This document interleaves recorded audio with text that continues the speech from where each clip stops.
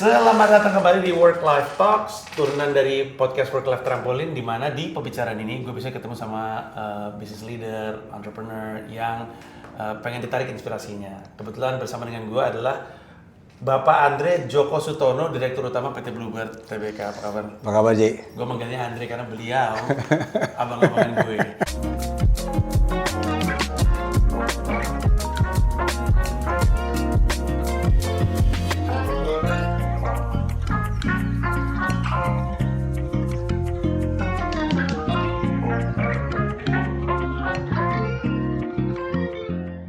Tadi gue lagi cerita, Zaman kuliah. gue lagi cerita, lu kan TI95. TI95 kan waktu itu basketnya dominan banget. Menang terus 5 tahun selama Betul. berturut-turut. Dan orang gantengnya ngumpulnya di TI95 berarti Ramses, Fuad. Gue naksir dulu sama Fuad. Bener. Fuad. Gue suka cowok-cowok pendiam, ya kan Fuad diam aja. Tapi ngacir. Ngacir, dia cepet dia mainnya deh. Waktu itu ada selain Andre, Fuad, Ramses, Iwan. Gue lebih, kalau basket, karena gue anak seni rupa nggak gaul dengan teknik. Kata siapa? Ya gue lah, teknik. Satu-satunya begaul gue anak-anak TI karena lebih dekat ke basket, vibe-nya mirip. Yes. Lo masih main basket? Udah nggak. Udah enggak? Udah hampir tidak. Apa Pernah olahraga? lagi. Masih ada olahraga nih? Masih, kalau olahraga sekarang lagi lari, berenang. Anjay. Lari, berenang, sama sepeda. Lari? Anda triathlon? Iya, tepatnya begitu. Ih, keren! Gue nggak habis pikir. Gue lari half marathon aja belum sanggup. Serius ya? Lu pernah ikutan? Gue juga awalnya mikirnya nggak sanggup. Tapi ternyata, kalau dulu kan kita maunya main game kan. Betul. Basket lah, inilah, tenis lah, ntar apa. Iya. And somehow habis post covid sih, gara-gara covid keenakan bukan enak masa covid ya, sorry. ini revisi. Waktu covid itu kan stres kita semua, jadi jalanan kosong, orang pada sepedaan gue dari tadinya seminggu sekali jadi 3-4 hari gitu kan, karena pagi kosong terus. Begitu post covid, kerjaan mau balik lagi banyak kan, akhirnya cari-cari olahraga lain lah, apa yang gue bisa lakuin di hari kerja. Sepeda jelas susah. Ya akhirnya gue nyoba lari. Sama Runi, lu inget Runi 95 juga, yang anak basket cewek. Runi bukannya istrinya Fuad? Iya, istrinya Fuad. Iya. Dia ngajakin gue lari awal. Oh, gitu. Bisa Andre, bisa lari. 3 kilo aja, hanya 3 kilo jauh banget gue pikir. Asli, iya bener. Pertama kali diajak dia bisa 3 kilo. Minggu depannya gue ikut lagi, gue 5 kilo. Habis itu gue ikut lagi sama dia 7 kilo. Jadi setelah 3 minggu setelah sama dia itu, gue akhirnya jadi bilang gue bisa lari. Dalam 3 minggu dari 3 ke 7 kilo. Iya. Gue 3 tahun itu. Ternyata badan tubuh manusia itu bisa ternyata. Bisa. Iya. Tapi memang harus sabar. Iya. Biasanya kalau heart lompat, rate gue. sama dulu gue heart rate. Dulu gue pace 9 aja heart rate gue mungkin udah 140. Sekarang apa? Kalau sekarang ya pace 7 130 lah. Pace 7 130. Enggak, gue pace 7 15. Iya.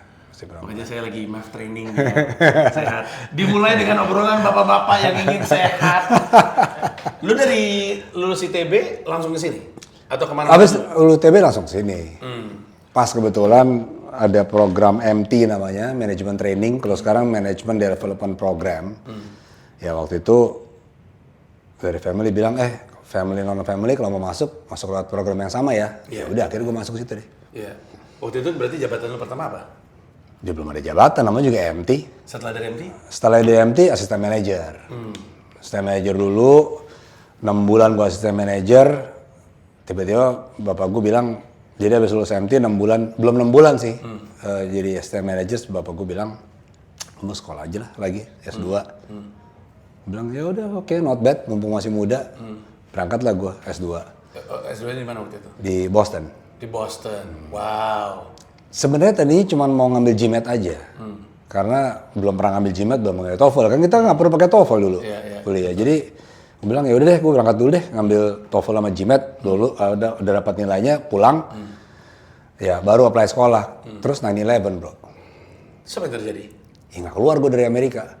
Gue apply sekolah aja sebenarnya. Takutnya nggak bisa balik lagi kan. Wow. Soalnya pada saat itu banyak yang keterima sekolah tapi karena belum nyampe sana nggak keluar visanya tuh. Damn.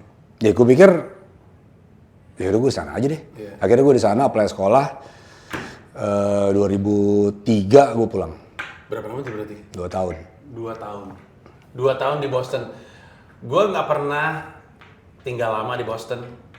Tapi kalau gue disuruh milih, gue lebih suka Boston daripada New York. Iya, beda. Iya, beda. Bukan cuman karena itu, kan ada yang bilang kota kampus, Iya. kota belajar. Tapi kan juga kota olahraga. Yes. Tapi juga nightlife-nya juga nggak nakutin. Gitu ya? asik. Menurut Oh, gue. masa sih? Iya, emang lu nggak suka mabok dulu? Babak. Kan dulu guys. Kalau beliau kan sudah enggak. Gue gak komen apa-apa kok. Tapi Mabok cinta maksudnya. ya, itu juga. Apapun, mabuk nasi kadang-kadang. Tapi yang pasti tidak pernah mabuk darat karena perjalanan Mensreya didukung oleh Bluebird. Alhamdulillah, mantap. Iya, sebenarnya kolaborasi gua pribadi dengan Bluebird jauh sebelum ada Comika. Tahun 2014 sampai 2015 gua pernah tour rap. Namanya Nusantara, disupport juga waktu itu sama Bluebird dengan bisnya. Dan sampai dengan sekarang tetap berkolaborasi. Terima kasih banyak. Sama-sama. Jadi, yang ini saya harus baca karena ini titipan Arik. Orangnya di balik kamera. Tapi intinya Bluebird support transport untuk Mensreya di berapa kota waktu itu. Pokoknya perjalanan darat sama Bluebird semuanya. Terus gue cukup happy karena Bluebird kelihatannya support aja sama kesenian stand up comedy. Lu ngikutin gak sih bahwa gue stand up gitu? Ngikutin, gue tahu lo stand up. Iya. Cuman gak selalu nonton. Karena gak lucu gue di mata lu ya. Nggak- Lu punya stand up comedian favorit gak? Apa? Stand up comedian Indonesia favorit? Lo termasuk yang selalu ada di kepala gue sih. Bro, jangan gitu. Ada di kepala gue, cuma nggak pernah gue tonton.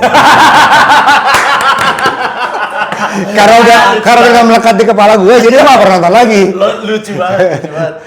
Nggak, tapi menurut gue ya, gue tuh dari dulu bukan masalah stand comedy is always a fresh things ya. Iya. Dari zaman kita nonton Sri Mulat dulu, Aneka Ria Safari kan, semua kan sebenarnya kan is a group stand up comedy kan ya. Iya, Kalau di kepala gue menempatkan itu. Jadi the new era kategori stand up comedy lebih individual dan lain-lain menurut gue is very interaktif juga gitu malah justru. Iya. So it's very interesting. Iya. Um, Biasanya kalau umur-umur kita, lu deh kalau bos-bos gitu, duduk-duduk gitu senengnya Cak Lontong biasanya. Atau Cing Abdel. Calontong cukup menyegarkan juga sih. Iya. Emang gue gak punya tempat lah di hati lu. Gak apa-apa. Lo ketempatkan di hati gue nanti lo.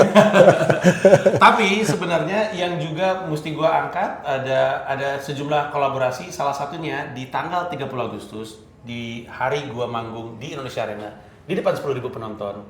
Yang 10.000 ya? 10.000 bro, itu jadi Bukan 2001, 2009. kalau ada lu, kalau Satu. ada 8 lagi, 8 lu sama lagi. 8 lagi dari Bluebird jadi 2009. Itu akan jadi acara lawak terbesar dalam sejarah Asia Tenggara. Dan disupport juga dengan Bluebird karena ada program order Bluebird ke Indonesia Arena pada tanggal tersebut ada potongan harga 20% up to 20.000.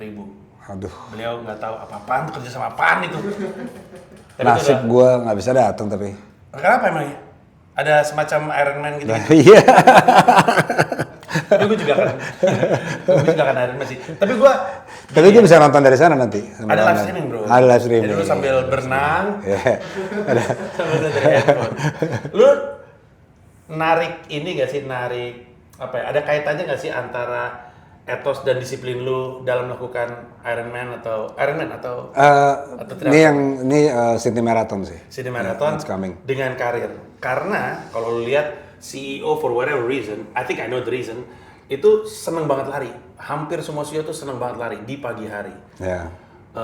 Gue juga punya kaitannya ke situ, tapi kalau dari lu apa? Apa yang lu tarik itu dari melakukan itu semua? It's about habits, consistency, incremental improvements. Lari triathlon itu setiap kali latihan there's an incremental improvement and you have to target gitu. So short target, long target, it's about mindset juga sih buat gua. Yeah. Jadi it's melatih kenapa bukan cuma lari because it's alternates juga skill set dan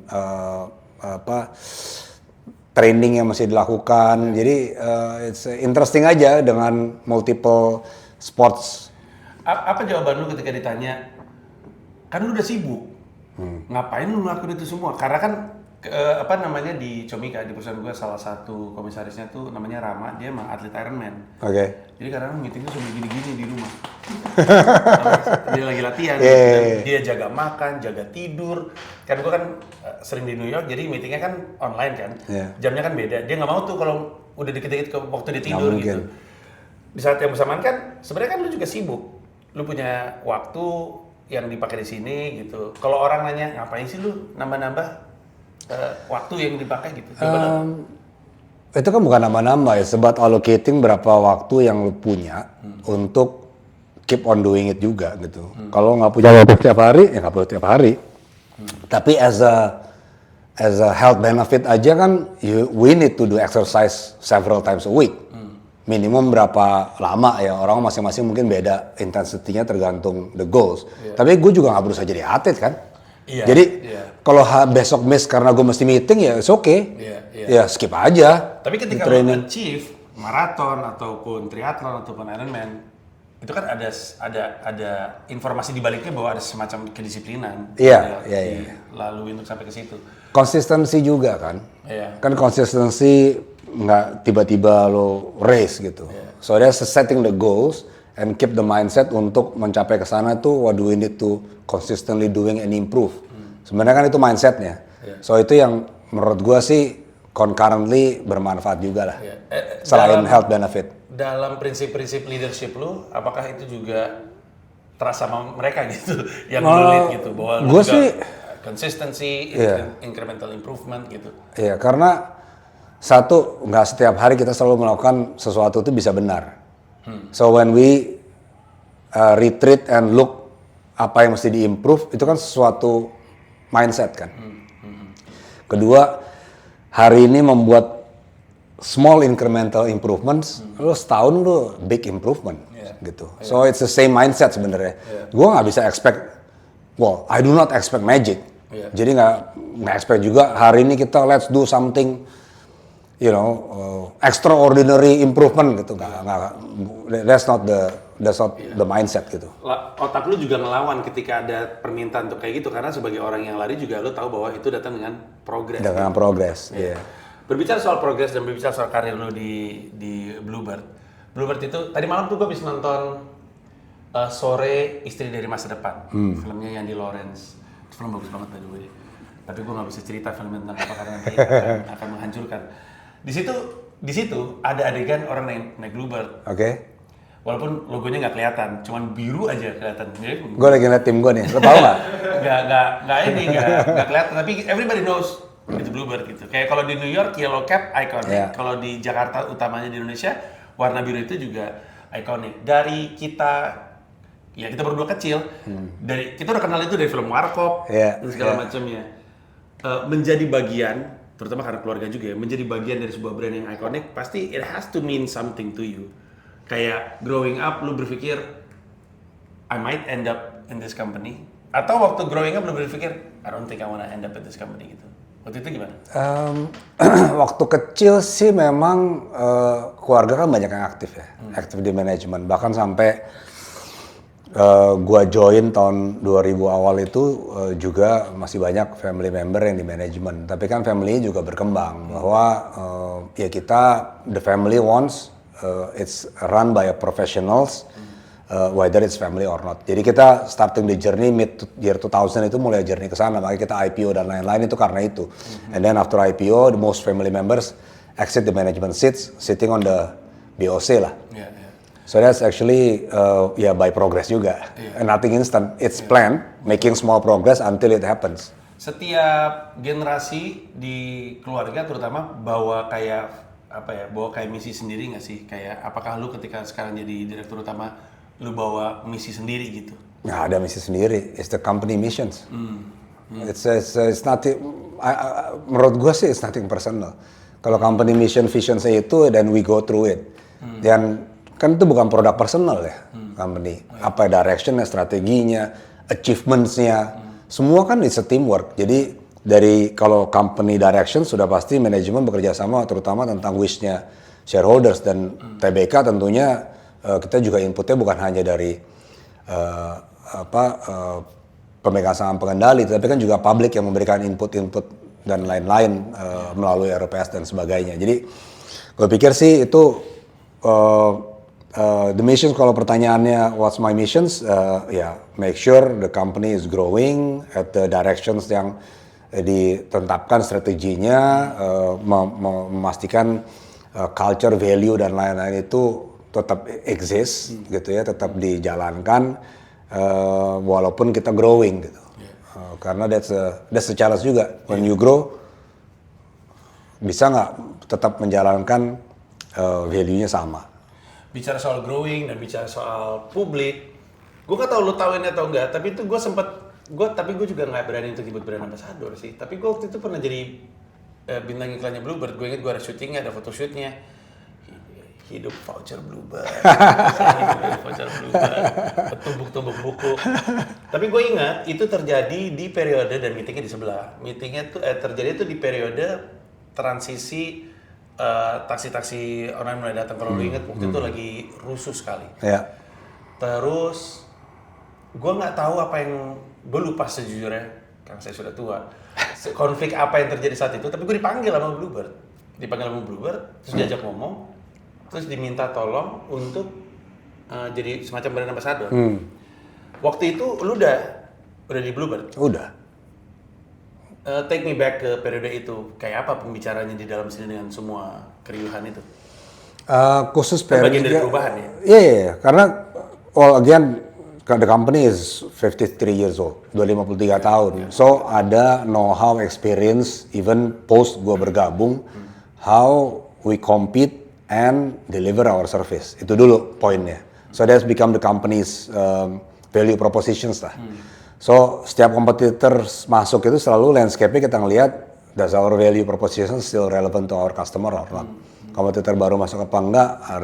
Are they doing it better than us or not? Jadi kan landscape-nya selalu itu. Nah, on that aspect, pada saat teknologi masuk itu persepsinya adalah Bluebird nggak ngerti teknologi, gaptek. Makanya seakan-akan ribut lah gitu. Tapi sebenarnya nggak begitu dan kita nggak perlu melawan itu. Jadi ya udah, kalau memang kita ada persepsi yang begitu, well let's just continue to prove bahwa kita bukan masalah buta teknologi kok gitu sebenarnya. So we continue to do that. Ya pasti dalam perjalanannya ada yang kurang pas, ada yang sudah benar dan lain-lain.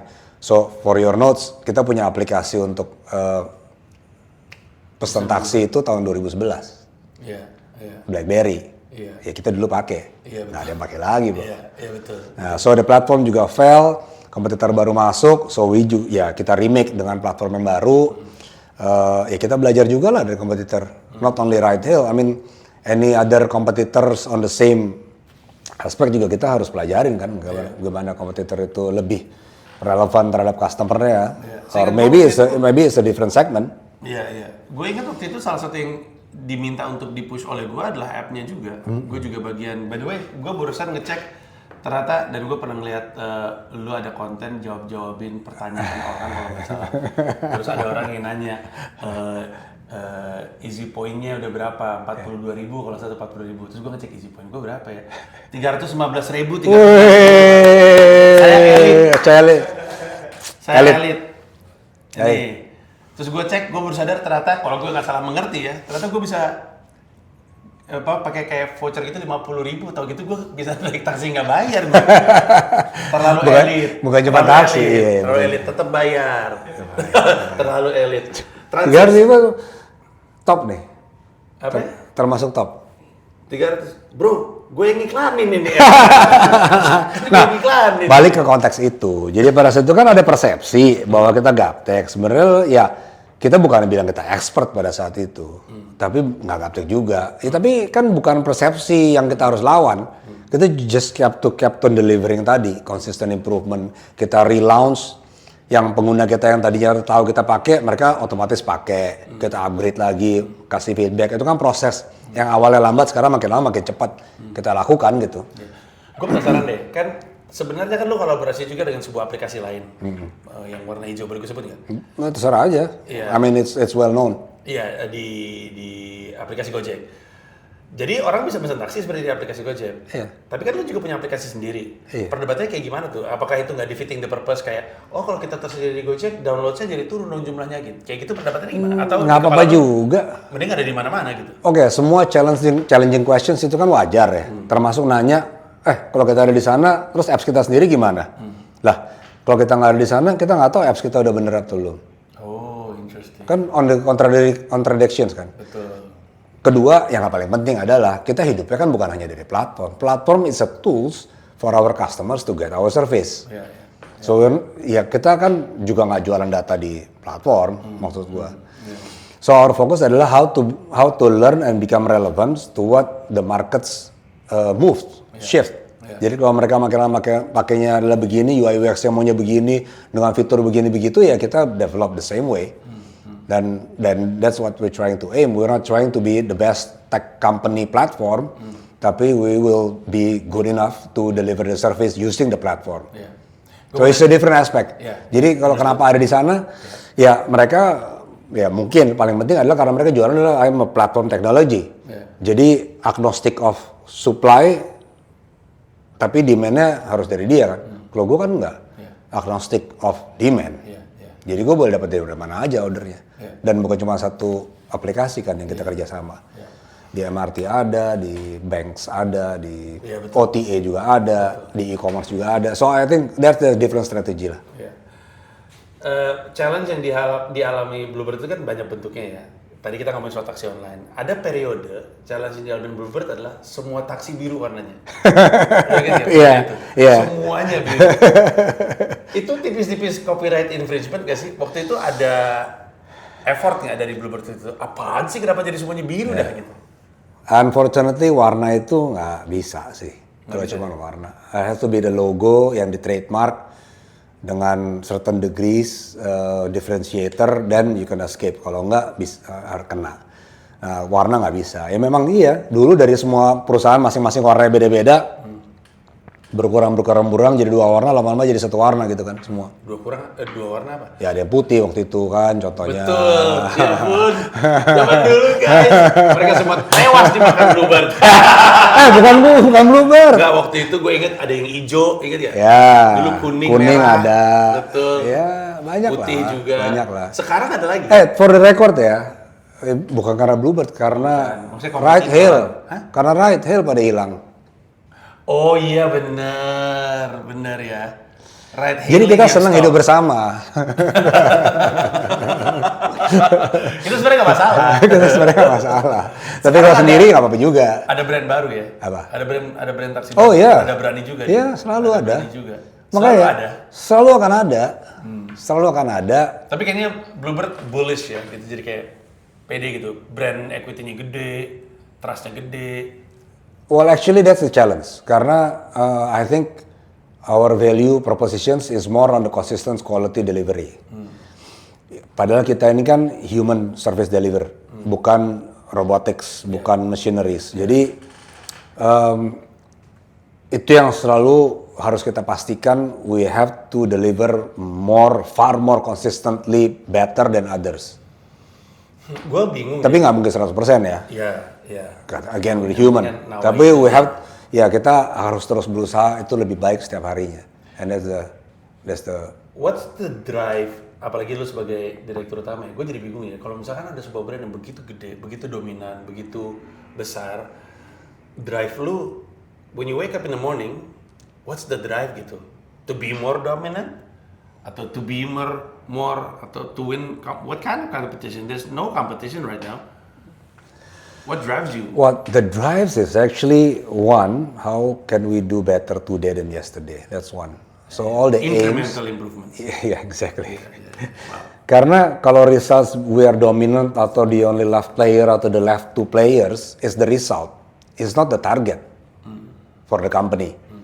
Kalau kita lari lebih baik dengan system delivery service-nya itu konsisten, then we are staying true to what we propose our value propositions.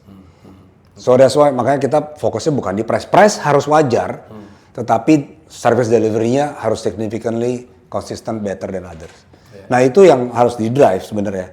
Bahwa kalau akhirnya resultnya kita ya terus berada di depan, ya alhamdulillah.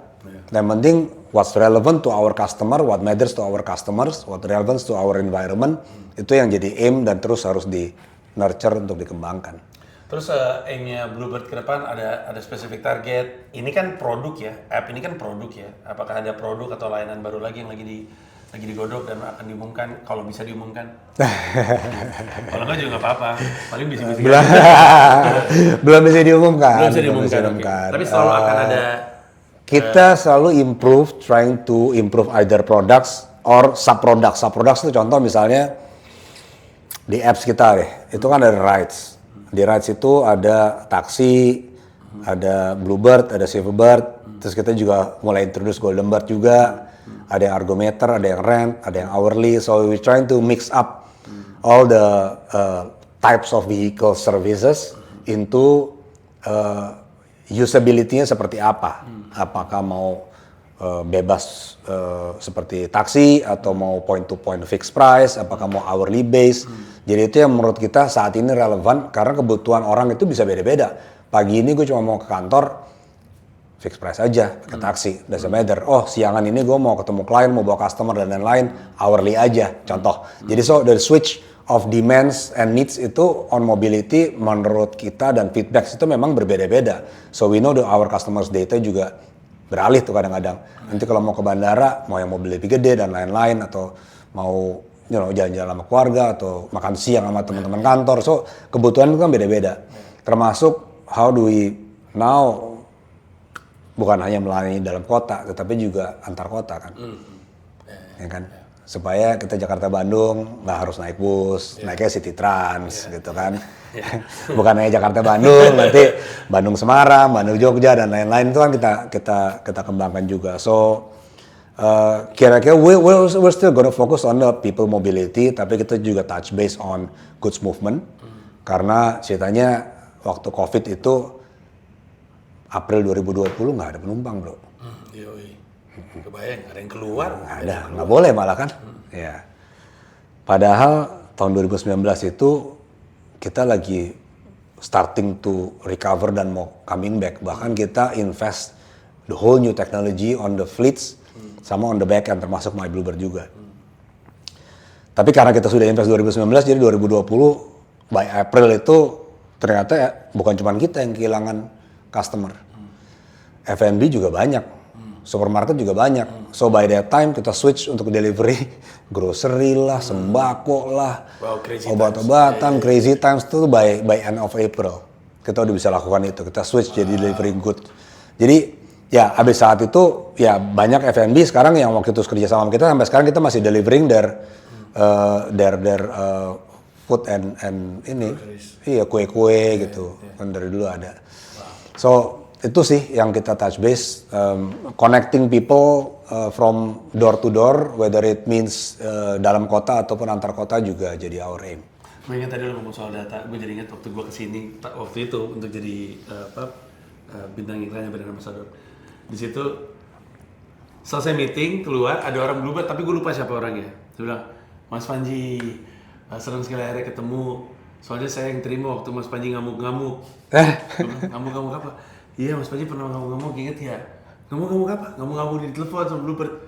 Wah saya nggak ingat sama sekali. Terus dia bilang, kami semua ingat. Cuma gue nggak ingat sama sekali, selama time ago. Nah, lo total kerja udah berapa lama? Berarti? 24 jalan 25. Desember ini 25. 25 tahun. Berarti sangat kompeten untuk menjawab pertanyaan-pertanyaan yang gue terima di email. Orang ngirim tergantung email, pertanyaannya. Kayaknya cukup seniorwlt@gmail.com. Mereka ngirim di situ untuk nanya pertanyaan terkait karir dan bisnis. Gue bacain aja ya. Gue paling singkat. Kalau lu punya opini dan punya masukan dengan senang hati. Perkenalkan nama gue Pak Ketimlan Timplung, sensor. Gue baru pertama kali kerja selama hampir 1 tahun. Selama 1 tahun kerja, gue ngerasa sering ngelakuin salah terus dalam kerja. Entah miskom atau gue emang ngelakuin salah dan berakhir kena marah. Dan gue terima itu. Tapi kadang hanya miskom yang bahkan bukan hal fatal, atasan marahnya meledak dan sering keluar kata-kata yang kesannya ngerendahin.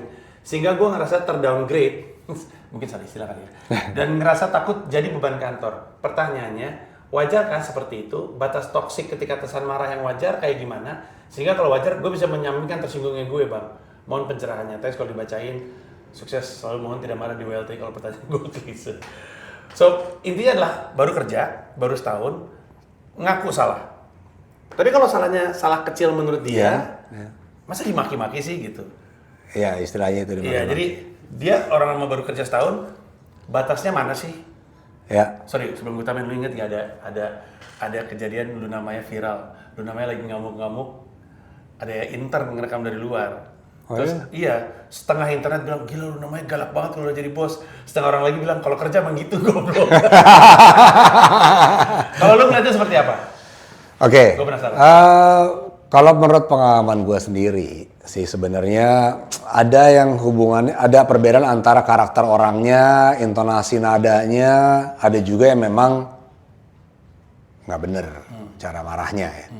Tapi kadang-kadang intonasi antara itu kan perspektif personal ya. It's subjective based on that person yang receiving. Yeah. Jadi kalau bilang salah nggak perasaan gue gitu ya nggak salah.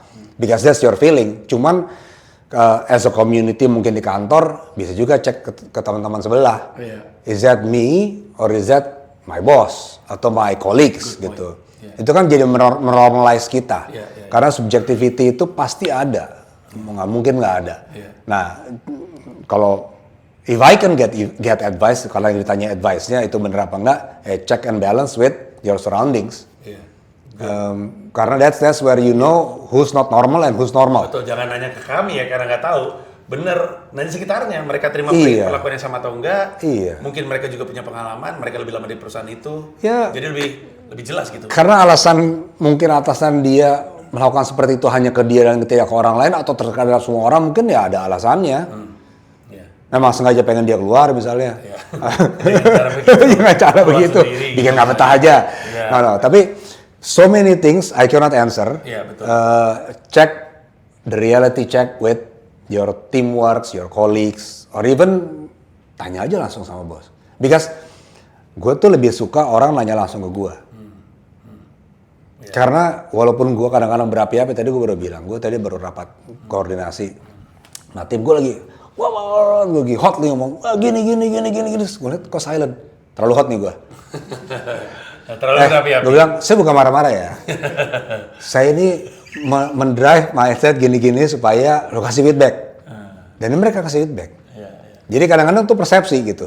Nah kita antara yang ngomong sama yang diskusi itu juga ya mesti sama-sama check and balance. Tapi tim gue sih rata-rata berani ngomong sama gue kok.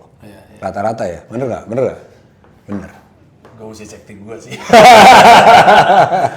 Ya, tapi beda periode beda ini. Ada juga kan, sekarang gini aja deh, namanya orang kan nggak mungkin selalu perfect, nggak mungkin.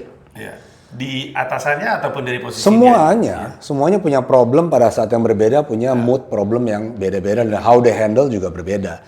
More mature you are, also how we handle juga different. So pertanyaannya juga nggak tahu nih bos yang marah-marah umur berapa, pengalaman berapa lama. Betul, so it's so complex. It cannot be a simple answer by the simple questions. So again, telah aja, just put your cold mind dengan hati dingin, dengerin yang lain feedback. Maybe it's good feedback for you, or atasannya atau yang lain juga untuk make an action. Oke, interesting answer. Kita masuk ke pertanyaan terakhir. Halo Bang, nama gue, dia nggak minta disensor namanya, gue sebut aja ya. Halo Bang Panji, nama gue Dazuf. Sekarang kerja sebagai host bola di salah satu stasiun TV dan program YouTube. Salah satunya adalah DPI, program bola di YouTube yang dulu lu pernah ke situ. Gue baru merantau dari Solo ke Jakarta untuk living my dream dan ngejar mimpi gue. Tapi dengan pendapatan gue sekarang, gue masih mengandalkan tabungan karena pendapatan bulanan gue masih belum nutup. Seperti yang lu tahu, kalau di TV bayarannya pasti lama cairnya. Lu curhat. Gue kayaknya tahu TV yang dimaksud. Dan kerjaan di bidang ini selalu nggak pasti. Pertanyaannya, sampai mana menurut lu mimpi bisa dikejar? Karena kadang kalau kita ngejar mimpi kita jadi kurang realistis, sama apa yang terjadi? Adakah titik di mana kita harus stop untuk ngejar mimpi? Pertanyaan terakhir. Mimpi, kalau personally ya, mimpi jangan di stop. Bahkan you need to revisit your dreams. Revisit your dreams. Ya, kadang-kadang kita terlalu mengada-ada itu atau menggila nggak apa-apa. Tapi when you imagine that's your dream, steps-nya untuk mencapai ke sana apa? Ada nggak? Can you translate that into steps menuju ke sana? Again back to incremental improvement, incremental achievements. Gua nggak pernah percaya, wow, magic sih. Luck you can get it, tapi magical, wow, how dalam satu malam, ya itu sebaiknya tidak dimimpikan kalau mimpinya itu. Jadi mimpinya jangan gue mau berhasil dalam semalam gitu. Kalau kebetulan nanti karena effort yang luar biasa, konsisten dan timingnya pas, you get it in one night, it's fine. Tapi kan seringkali nggak gitu. Kalau ada kesempatan, hanya orang yang siap yang bisa ngambil kesempatan. Betul sekali. Jadi kita persiapan terus sampai dengan kesempatan itu datang. Amin, abang-abangin gue. Direktur utama Bluebird. Kita mau nutup, tapi gue mau ngingetin sekali lagi informasi yang mungkin lo harus tahu. Di tanggal 30 Agustus, ketika Mens Rea dilaksanakan di Indonesia Arena, order Bluebird menuju Indonesia Arena karena ada activity dari siang. Yes. Potongan harga 20% up to Rp20.000. Ada program yang mau di-plug, mau dipromosiin, mumpung lagi di sini. Kalau enggak juga nggak apa-apa, kita tutup. Cukup banyak ya nanti. Oke, kalau gitu. Program kita banyak soalnya. Betul. Nanti terdistorsi, fokus di sini. 30 Agustus pakai kode promonya. Betul. Atau coba dulu dari sekarang. Ambassador untuk mengkomunikasikan informasi Kan sudah. tersebut. Ya. Kurang. Bisa kali billing lagi. Pak Andre, terima kasih banyak. Oke, thank you. Bye bye. Bye.